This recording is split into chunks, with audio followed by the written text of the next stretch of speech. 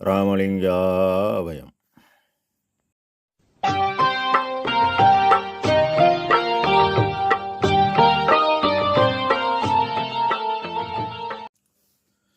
அருட்பெரும் ஜோதி அருட்பெரும் ஜோதி தனிப்பெரும் கருணை அருட்பெரும் ஜோதி எல்லா உயிர்களும் இன்புற்று வாழ்க வள்ளல் மலரடி வாழ்க வாழ்க. திருச்சிற்றம்பலம். அருட்பெருஞ்சோதி ஆண்டவரின் பரிபூரண அருளை பெற்ற அருட்பிரகாச எம்பெருமானின் திருவடிகளை மனமொழிமையால் போற்றி பணிகின்றேன் தயவுடன். நாம் செய்த செயலின் விளைவாக இன்பதுன்ப அனுபவங்கள் யாவும் வந்து கொண்டே உள்ளது. அவ்வாறு வருகின்ற துன்பம் யாவும் பொறுத்து எல்லா உயிரும் இன்பமாக வாழ எண்ணி நாம் செயல்பட்டாலே நமக்கு ஆன்மலாபம்.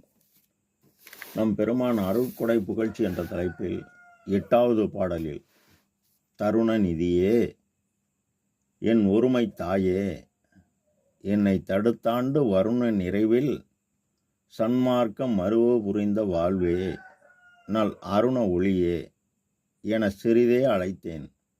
அழைக்கு முன் வந்தே கருணை கொடுத்தாய், நின்றனக்கு கைமாறு ஏது கொடுப்பேனே. இப்பாடலை பதிவு செய்கின்றார். என் ஒருமை தாயே, அனாதியான ஆகாசத்தில் காற்றும் அனாதி, தந்தை பேரறிவாகிய அருட்பெருஞ்சோதி ஏக்க அனாதியான காற்று இயங்குகிறது. தனி சிவம் இல்லையேல் தனி சக்தி இல்லை, தனி சக்தி இல்லையேல் தனி சிவம் இல்லை. இந்நிலை பிண்டமாகிய உடல் ஆலயத்தில் ஆன்மாவின் ஒளி இயக்க காற்றின் இயக்கம் மனதின் செயல்பாடாக செயல்படுகிறது. இந்த இயக்கம் எல்லா உயிரிலும் நடைபெறுவதால் ஒருமை தாயே என்கின்றார். தருண நிதியே, தக்க சமயத்தில் உதவிய அருட்செல்வமே, என்னை தடுத்தாண்டு. எப்பொழுது தடுத்தாண்டார்?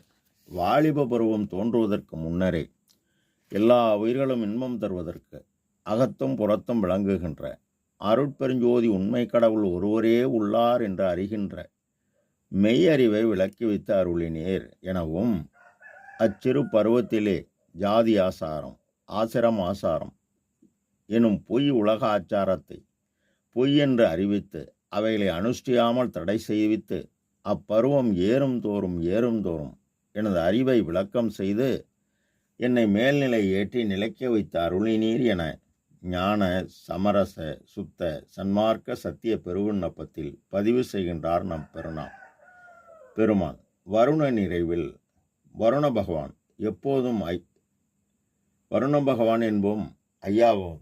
புயலானை, மலையானை, அதிர்ப்பினானை, போற்றியமின் ஒளியானை, புனித ஞான செயலானை என இப்பாடலில் பதிவு செய்கின்றார். அந்த காற்றின் இயக்கமாகிய எண்ணம் நினைப்பாகி மனதின்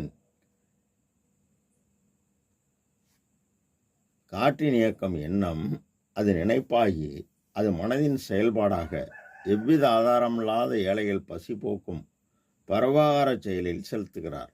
பசி என்பது இறைவனின் வழங்கப்பட்ட உபகார கருவி. இந்த செயலை செய்ய உபகார ஆற்றல் கூடுகிறது. ஆன்மாவின் இயற்கை குணம் தயவு.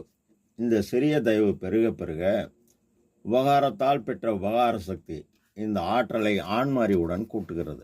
இப்போ உலகறிவு கடந்த அருளறிவு பெறுகிறார். அருளறிவு ஒன்றே அறிவு, மற்றெல்லாம் அருளறிவு என வகுத்த மெய் சிவமே என்கின்றார். இப்போ உலக மக்கள் உயிர்கள் வாழ் தெய்வம் இந்த உடலாலயத்தில் ஆண்டவர் இருப்பிடம் ஆகிய பூர்வ மத்தியில் அன்பும் பிரபஞ்சத்தில் வெறுப்பும் கொண்டு பாடுபடணும். செயல்பட்டதால் சன்மார்க்கம் மருவ புரிந்த வாழ்வே. சன் ஒளி அறிவு மார்க்கம் பாதை, மறுவுதல் என்றுதல் பற்றுதல் தழுவுதல் ஆக அறிவு மார்க்கம். சமய சன்மார்க்கம் சத்துவ குணம் 8 நிலை பற்றி ஒழுக்கமாக்கி மத சன்மார்க்கத்தில் கொல்லாமை, பொறுமை, அடக்கம், ஒழுக்கம், அறிவு கருவி தன்னிறுத்தி மேலேற்றி ஆன்மாவின் ஏற்கக்குறமாகிய ஜீவகாருண்யம் நிற்றல். இது யாவும் சொல் பொருளாகி பொருள் அனுபவமாகணும். உதாரணம் லட்டு என்றால் சொல், லட்டு வாங்கி ஆகிவிட்டது பொருள். சாப்பிடணும். இது அனுபவம். இதை சாப்பிட்டுத்தான் கூற முடியும். அதுபோல உயிர்கருணை செய்ய செய்ய அனுபவமாகும்.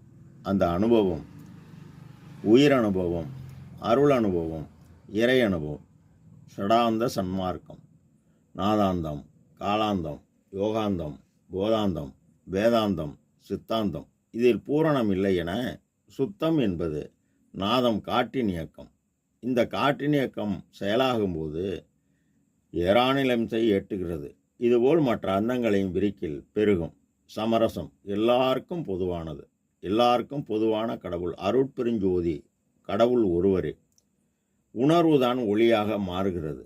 நாதம் அருளொளியாகிய மாறி அறிவுதான் அறியாமையை போக்கி ஒளியை வழங்குவது. எனவே நம்ம ஐயா கடவுளை ஆன்ம அறிவை கொண்டே அறிய வேண்டும். நம்முள் உள்ள இயற்கை உண்மை அறிவாகி சிற்றொளி கடவுள் சிற்றொளியா நம்முள் உள்ள இயற்கை ஆன்ம அறிவாகி சிற்றொளி கடவுள் சிற்றொளியின் தயவால் பேரொளியுடன் கலக்கணும். ஞானம் அறிவு மார்க்கம். சத்தியம் இயற்கை உண்மை, இயற்கை விளக்கம், இயற்கை இன்பம் என்றும் அழியாது. வாய்மையே வெல்லும். அதனால்தான் புறத்தும் சமரச சுத்த சன்மார்க்க சத்திய சங்கம் சாலை சபை சித்துவளாகம் நிறுவி உள்ளார். இது அகத்தில் இடமாகிய மனம் செயல்பட்டு வளமாகிய ஆன்ம அறிவுடன் கூடி அறிவுக்கருவான புருவமத்தில் உள்ள சங்கம் கூடணும். சாலை உன் வயிற்றுப்பெட்டி நிரப்புவதோல் ஏழையில் வயிற்றுப்பெட்டியை நிரப்பினால் எல்லாம் செயல்கூடும். என் ஆணை அம்மலமாகிய புருவமத்தில் எல்லாம் வல்லான் தாள் ஒளியை ஏத்து போற்று. அவ்வாறு செயல்பட பிற உயிரை பலகாலம் காப்பாற்றியதால் உன் உள்ளுள்ள ஒரு குழந்தையை உண்டாக்கக்கூடிய ஒரு பொருளாகிய உள்ளொளி ஓங்கும்.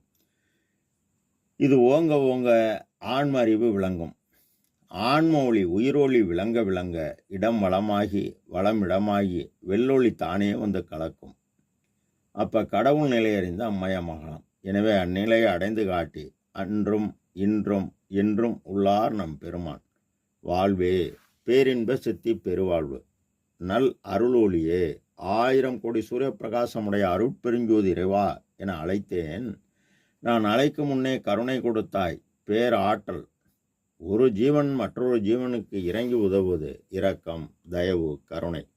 ஒரு ஜீவன் தன் உள் உள்ள தலைவனை காண தன் உள் புருவமத்தில் மனதை நிறுத்தி பயிற்சி செய்வது அன்பு. இவ்வாறு புறமும் அகமும் பாட ஜீவர்களுக்கு இறைவன் வழங்குவது அருள். இந்த அருள் பேராற்றல். இந்த பேராற்றலை எனக்கு வழங்கி நீயே நான் நானே நீ என தன்னையே எனக்கு தந்தருள் ஒளியாய் என்னை வேதித்த என் தன்னிய அன்பே, உனக்கு நான் என்ன கைமாறு செய்ய முடியும் என நம் பெருமான் வருந்துகிறார். ராமலிங்கா அபயம். திருச்சிற்றம்பலம்.